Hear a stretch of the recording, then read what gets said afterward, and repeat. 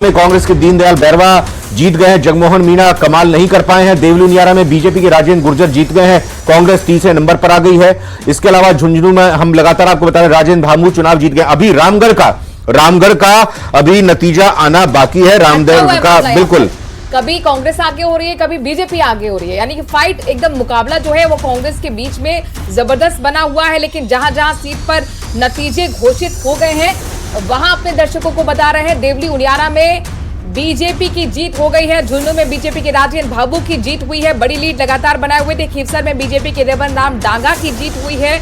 इसके साथ साथ 84 में बीएपी के अनिल कटारा की जीत हुई है। और सलुम्बर का भी अपने दर्शकों को नतीजे बता दे, कहीं ना कहीं दिलचस्प मुकाबला था, कड़ी फाइट थी और यहां पर आखिरकार बीजेपी ने 1285 वोट्स के साथ जीत दर्ज कर ली है। बीएपी के उम्मीदवार हितेश कटारा दूसरे नंबर पर रहे हैं और तीसरे नंबर पर खिसक गई कांग्रेस। तो हाँ, अगर अभी की स्थिति को देखें तो 4 सीटों पर बीजेपी चुनाव जीत चुकी है।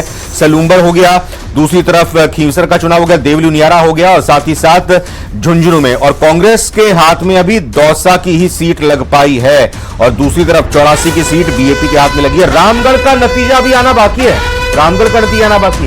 17 राउंड की काउंटिंग पूरी हो गई है रामगढ़ में।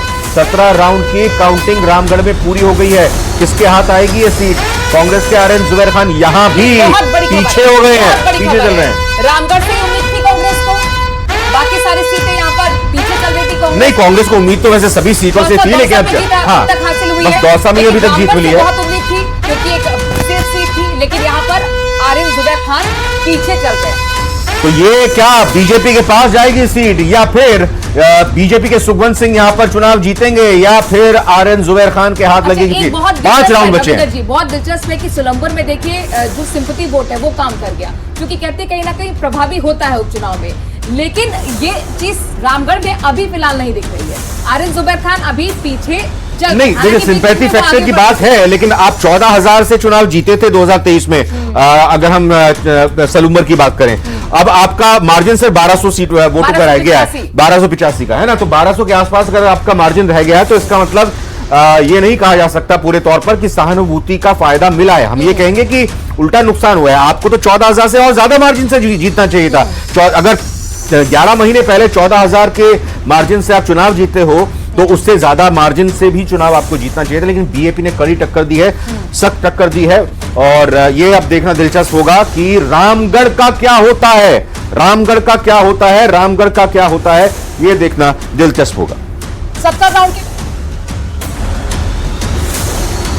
कांग्रेस के आरएन जुबैर खान पीछे लगातार बने हुए हैं। अब बस 5 राउंड की गिनती बाकी है। इस वक्त की बड़ी खबर आपको बता रहे, कांग्रेस के आरएन जुबैर खान पीछे हो गए हैं। जो आगे चल रहे थे वो पीछे हो गए हैं। 17 राउंड की काउंटिंग पूरी हो चुकी है। रामगढ़ हॉट सीट है। जुबैर खान के निधन के बाद ये सीट खाली हुई थी। उनके बेटे आरएन जुबैर खान को यहां पर मौका दिया गया, लेकिन आरएन जुबैर खान पीछे चल रहे।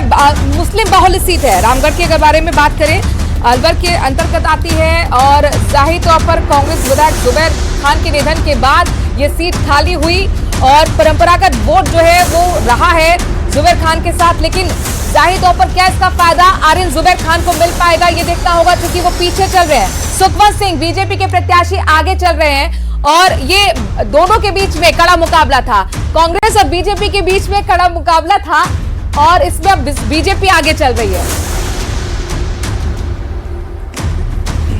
लेकिन रामगढ़ उपचुनाव पर कड़े का मुकाबला अभी यहां पर देखा जा रहा है। आपकी जानकारी के लिए आपको बताते चले कि रामगढ़ पर माना जा रहा था कि सहानुभूति की लहर जिस तरीके से चल रही है तो आरएन जुबैर खान को हो सकता है इसका फायदा मिल जाए। लेकिन अभी की जो तस्वीरें सामने निकल कर आ पा रही है वो ऐसी है कि कांग्रेस के आरएन जुबैर खान, जो जुबैर खान के बेटे हैं, पहली बार चुनावी रण में उतरे थे, ताल ठोक रहे थे।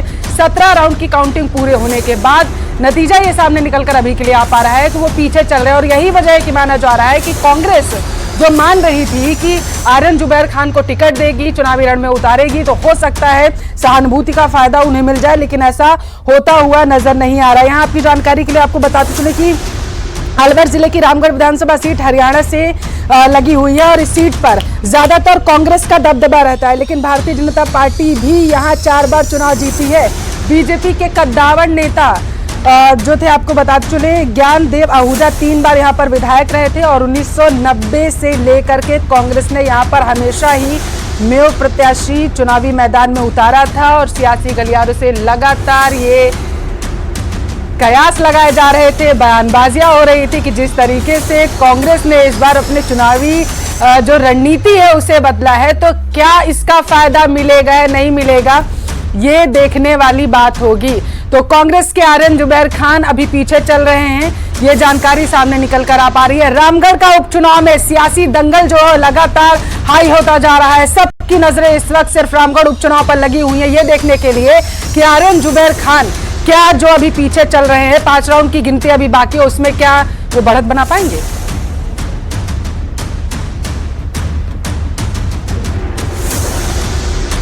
तो 17 राउंड की काउंटिंग पूरी हो चुकी है और इसके